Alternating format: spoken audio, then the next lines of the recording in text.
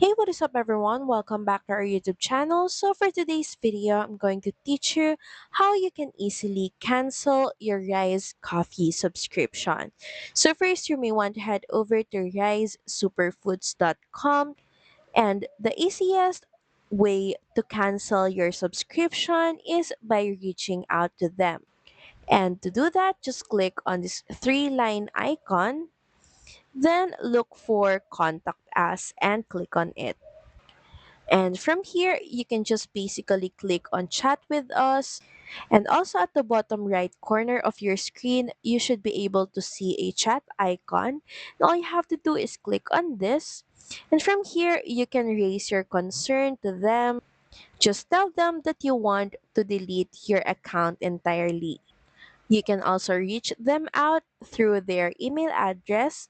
You can email them at this address. So alex at risesuperfoods.com, and you can simply request your account deletion. In that way, your subscription will also be canceled. So that's pretty much it. Thank you very much for watching this video. I hope that you find this video helpful. And if you do, please don't forget to like, share, and subscribe to the channel. And I will see you again on the next one. Bye!